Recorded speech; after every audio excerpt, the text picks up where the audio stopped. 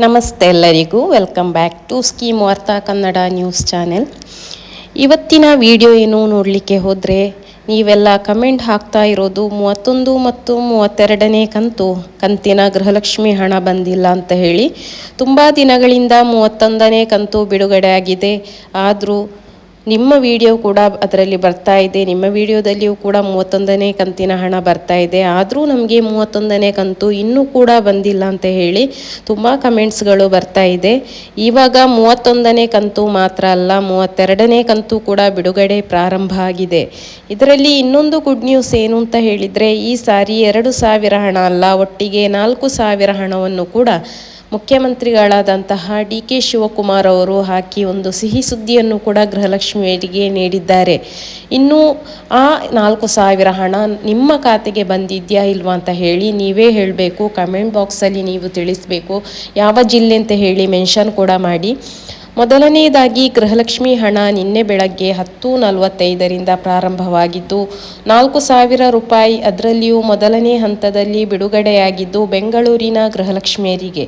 ಬೆಂಗಳೂರಿನವರು ಯಾರಾದರೂ ವಿಡಿಯೋ ನೋಡ್ತಾ ಇದ್ದರೆ ದಯವಿಟ್ಟು ಕಮೆಂಟ್ ಮಾಡಿ, ನಿಮ್ಮ ಜಿಲ್ಲೆಯನ್ನು ಕೂಡ ಮೆನ್ಷನ್ ಮಾಡಿ, ನೀವು ಬೆಂಗಳೂರಿನವರು ಅಂತ ಹೇಳಿ ತಿಳಿಸಿ. ನಿಮ್ಮ ಅಕೌಂಟನ್ನು ಕೂಡ ಚೆಕ್ ಮಾಡಿ. ಇವಾಗ ನೀವು ಒಂದು ಪ್ರಶ್ನೆ ಕೇಳಬಹುದು, ಯಾಕೆ 4,000 ಹಣ ಒಟ್ಟಿಗೆ ಬರ್ತಾ ಇದೆ ಅಂತ ಹೇಳಿ. ತುಂಬ ಜನರಿಗೆ 31ನೇ ಕಂತು ಬಂದಿರಲಿಲ್ಲ. ಕಳೆದ 1 ತಿಂಗಳಿಂದ 31ನೇ ಕಂತು ಬಿಡುಗಡೆ ಆದರೂ ಕೂಡ ಎಷ್ಟೋ ಜನರಿಗೆ ಬಂದಿರಲಿಲ್ಲ. ಅದಕ್ಕಾಗಿ 31ನೇ ಕಂತಿನ ಹಣ ಯಾರಿಗೆಲ್ಲ ಬಂದಿಲ್ಲ ಅವರಿಗೆ 31ನೇ ಕಂತಿನ ಜೊತೆಗೆ 32ನೇ ಕಂತಿನ ಹಣ ಕೂಡ ಬಿಡುಗಡೆ ಪ್ರಾರಂಭ ಆಗಿದೆ. ಅಂದರೆ ಒಂದು 40 ಲಕ್ಷ ಜನರಿಗೂ ಕೂಡ 31ನೇ ಕಂತು ಹಣ ಬಂದಿರಲಿಲ್ಲ. ಅಂದರೆ 2ನೇ ಹಂತದ ಬಿಡುಗಡೆ ಸಂದರ್ಭದಲ್ಲಿಯೂ ಕೂಡ 60% ಜನರಿಗೆ ಮಾತ್ರ ಬಿಡುಗಡೆಯಾಗಿತ್ತು. ಇನ್ನೂ ಕೂಡ 40% ಜನರಿಗೆ ಬಿಡುಗಡೆ ಬಾಕಿ ಇತ್ತು. ಅದು 3ನೇ ಹಂತದಲ್ಲಿ 31ನೇ ಕಂತಿನ ಹಣ ಬಿಡುಗಡೆಯಾಗುವ ಜೊತೆಗೆ 32ನೇ ಕಂತಿನ ಹಣ ಕೂಡ ನಿನ್ನೆ ಬೆಳಗ್ಗೆ 10:30 10:45 ಆ ಟೈಮಲ್ಲಿ ಬಿಡುಗಡೆ ಪ್ರಾರಂಭ ಆಗಿದೆ. ಅದರದ್ದು ನೋಟಿಫಿಕೇಶನ್ ಕೂಡ DK ಶಿವಕುಮಾರ್ ಅವರು ಕೂಡ ಹಾಕಿದ್ರು. ಅಂದರೆ ನಿಮ್ಮ ಅಂದರೆ ಫಸ್ಟಿಗೆ ಬೆಂಗಳೂರು ಜಿಲ್ಲೆಗೆ ಹಾಕಿರುವಂಥದ್ದು, ಗ್ರಾಮಾಂತರ ಆಗಿರ್ಬೋದು, ನಗರ ಆಗಿರ್ಬೋದು, ದಕ್ಷಿಣ ಉತ್ತರ ಯಾವುದು ಕೂಡ ಆಗಿರಬಹುದು, ಬೆಂಗಳೂರು ಜನರಿಗೆ ಮೊದಲನೆಯದಾಗಿ ಹಾಕಿರುವಂಥದ್ದು. ದಯವಿಟ್ಟು ಬೆಂಗಳೂರಿನವರು ನಿಮ್ಮ ಅಕೌಂಟನ್ನು ಚೆಕ್ ಮಾಡಿ ಒಂದು ಕಮೆಂಟಲ್ಲಿ ತಿಳಿಸಬೇಕು. ನಿಮಗೆ ಹಣ ನಿನ್ನೆ ಬಿಡುಗಡೆ ಆಗಿದೆ, ಆಲ್ರೆಡಿ ಜಮಾ ಆಗಿದೆ ಅಂತ ಹೇಳಿ ದಯವಿಟ್ಟು ತಿಳಿಸಿ. ಇನ್ನು ಯಾರೆಲ್ಲ ನನ್ನ ಚಾನೆಲನ್ನು ಮೊದಲನೇದಾಗಿ ವೀಕ್ಷಿಸ್ತಾ ಇದ್ದೀರೋ ದಯವಿಟ್ಟು ಸಬ್ಸ್ಕ್ರೈಬ್ ಮಾಡಿ, ಅಲ್ಲೇ ಹತ್ತಿರ ಇರುವಂತಹ ಒಂದು ಲೈಕ್ ಬಟನನ್ನು ಕೂಡ ಪ್ರೆಸ್ ಮಾಡಿ. ಅದು ಅಲ್ಲದೆ ಅಲ್ಲಿ ನೋಟಿಫಿಕೇಷನಿಗೆ ಒಂದು ಬೆಲ್ ಐಕಾನ್ ಇದೆ, ಅದನ್ನು ಕೂಡ ಪ್ರೆಸ್ ಮಾಡಿದರೆ ನಿಮಗೆ ನಾನು ಹಾಕಿದ ವಿಡಿಯೋ ತಕ್ಷಣ ನೋಟಿಫಿಕೇಷನ್ ಮೂಲಕ ಬರುತ್ತೆ. ಅದು ಅಲ್ಲದೆ ಲೈವಲ್ಲಿಯೂ ಕೂಡ ಕೆಲವೊಂದು ಕಮೆಂಟಿಗೆ ನಾನು ರಿಪ್ಲೈ ಮಾಡ್ತೇನೆ, ಅದು ಲೈವಲ್ಲಿಯೂ ಕೂಡ ಬರ್ತಾ ಇರ್ತೇನೆ. ದಯವಿಟ್ಟು ನೀವು ಲೈವಲ್ಲಿ ಕೂಡ ಬಂದು ಜಾಯಿನ್ ಆಗಿ ಅದರಲ್ಲಿ ಕೂಡ ನಿಮ್ಮ ಏನು ಪ್ರಶ್ನೆಗಳಿದೆ ಅದನ್ನು ನೀವು ಕಮೆಂಟ್ ಮೂಲಕ ಕೇಳಬಹುದು. ಅದಕ್ಕೆ ನಾನು ತಕ್ಷಣ ನಿಮಗೆ ಆನ್ಸರ್ ಮಾಡ್ತೇನೆ. ಇನ್ನು ಬೆಂಗಳೂರು ಬಿಟ್ಟು ಮೈಸೂರು ಜಿಲ್ಲೆ, ಹಾಸನ, ತುಮಕೂರು, ಚಿಕ್ಕಬಳ್ಳಾಪುರ, ಚಿತ್ರದುರ್ಗ ಮುಂತಾದ ಇತರ ಜಿಲ್ಲೆಯ ಫಲಾನುಭವಿಗಳು ಕೂಡ ಆತಂಕ ಪಡುವಂತಹ ಅಗತ್ಯ ಇಲ್ಲ. ಮುಂದಿನ 1 ವಾರದಲ್ಲಿ ಅಥವಾ ಕೆಲವೇ ದಿನಗಳಲ್ಲಿ ಬಾಕಿ ಇರುವ ಎಲ್ಲ ಕಂತುಗಳು ಕೂಡ ನಿಮ್ಮ ಜಿಲ್ಲೆಗೂ ಕೂಡ ಜಮೆಯಾಗಿದೆ.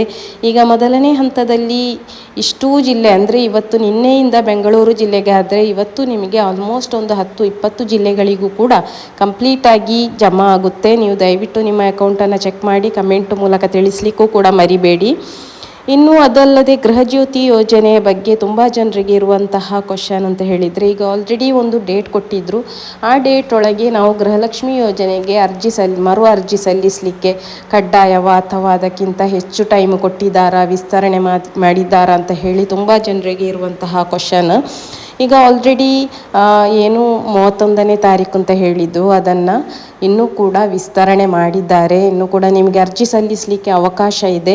ನೀವು ಯಾರೆಲ್ಲ ಅಂದರೆ ತುಂಬ ಜನರು ಇನ್ನೂ ಕೂಡ ಬಾಕಿ ಇದೆ ಮರು ಅರ್ಜಿ ಸಲ್ಲಿಸಲಿಕ್ಕೆ. ತುಂಬ ಜನರಿಗೆ ಮಾಹಿತಿ ಗೊತ್ತಿಲ್ಲದವರು ಕೂಡ ದಯವಿಟ್ಟು ನೀವು ಕೆಲವೊಂದು ವಿಡಿಯೋಗಳನ್ನು ನೋಡಿಕೊಂಡು ನಿಮಗೆ ಹೋಗಿ ಅಲ್ಲಿ ಮಾಡಬಹುದು. ಕೆಲವೊಂದು ಯೋಜನೆಗಳನ್ನು ನಿಮಗೆ ಇದು ಅಲ್ಲದೆ ಅದಲ್ಲದೆ ಈ ಗೃಹಜ್ಯೋತಿ ಯೋಜನೆ ಆಗಿರ್ಬೋದು, ಗೃಹಲಕ್ಷ್ಮಿ ಯೋಜನೆ ಆಗಿರ್ಬೋದು, ಯಾವುದೇ ಸರ್ಕಾರದಿಂದ ಬರುವಂತಹ ಯೋಜನೆಯನ್ನು ನಾನು ಈ ವಿಡಿಯೋದಲ್ಲಿ ತಿಳಿಸ್ತೇನೆ. ದಯವಿಟ್ಟು ನೀವು ಸಬ್ಸ್ಕ್ರೈಬ್ ಮಾಡಿಟ್ಕೊಳ್ಳಿ.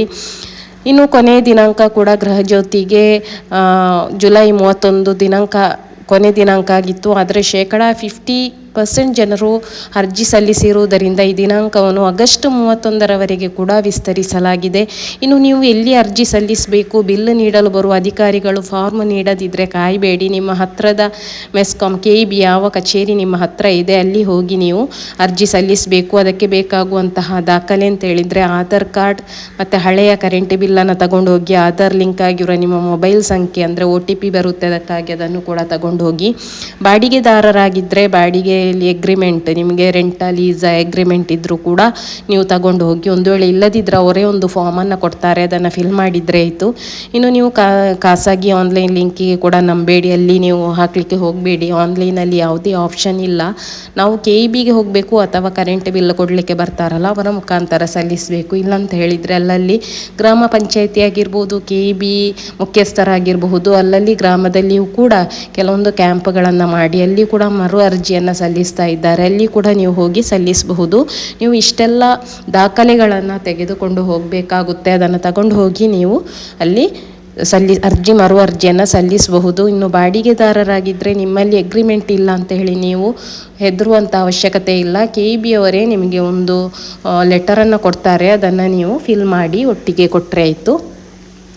ಇನ್ನು ಸೋಷಿಯಲ್ ಮೀಡಿಯಾದಲ್ಲಿ ಬರುವಂತಹ ಯಾವುದೇ ಹುಸಿ ಸುದ್ದಿಯನ್ನು ಕೂಡ ನಂಬೇಡಿ, ಲಿಂಕ್ಗಳನ್ನು ಕೂಡ ನಂಬಬೇಡಿ. ನೇರವಾಗಿ ನೀವು ಆಫೀಸಿಗೆ ಹೋಗಿ ಅರ್ಜಿ ಸಲ್ಲಿಸಬೇಕು. ಮುಂದಿನ ವಿಡಿಯೋದಲ್ಲಿ ಮುಂದಿನ ಅಪ್ಡೇಟ್ಸನ್ನು ತಿಳಿಸ್ತೇನೆ. ಧನ್ಯವಾದಗಳು.